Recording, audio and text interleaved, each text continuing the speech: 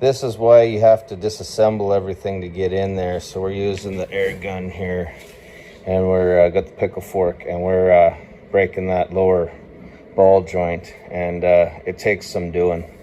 So as I said in the beginning, if you embrace the fact that you have to disassemble everything to get to this point so that you can use this tool or do it by hand with a pickle fork to break that loose, this is the reason why.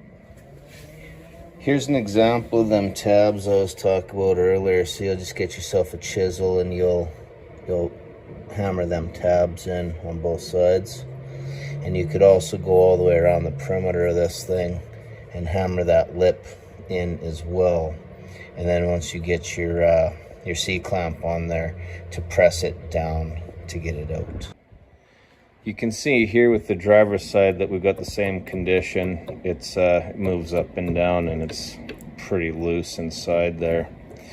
It did have more grease in it, but with no grease nipple on the bottom, the grease just kind of rides up outside of the joint here, and there's no grease that's being forced into the ball joint itself. So you kind of need to get a ball joint that has a grease circ on it so that you can grease it from time to time and get that grease inside where it's making contact. So we're assembling this back together in our tie rod end here.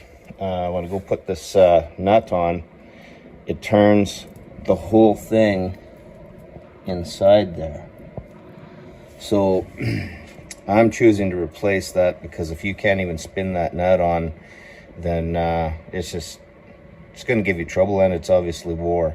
So what a guy does then for me is I'll take a measurement from a point up here down to the grease nipple, and in my case I just went from this groove here and I took a measurement from there to there as a reference point, and then I just I tried to just break this free from the jam nut without moving the jam nut, so that you don't alter your position.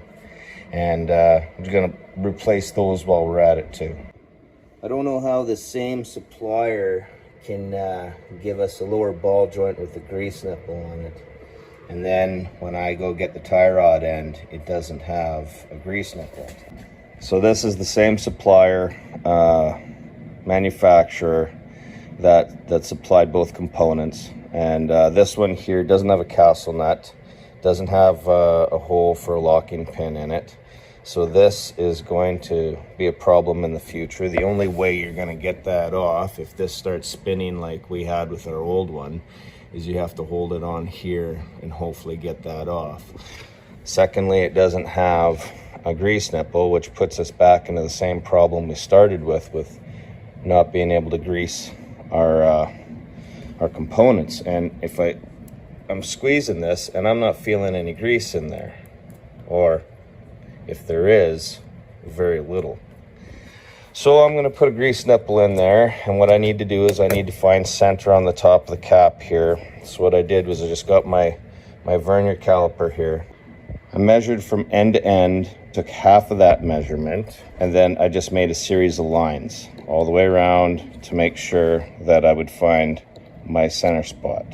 So I made probably about 4 or 5 lines in there just to get that spot. Then I just took a hammer and punch and got my center hole there.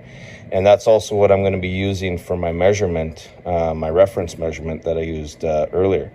So now I'll just drill that out, and then I think what I'm going to have to end up doing, these are the grease nipples that I got, and the closest thing that I got for that will be like a 1/4 inch fine thread tap. Hopefully that gets me as close as I can to this thread. It seems that it will. And then I'll be able to put my grease nipple in there. Well, we're tightening everything up and putting this knuckle back on, and I heard a crack, and that's what happened. So that's not good. Looks like we're gonna need a new knuckle.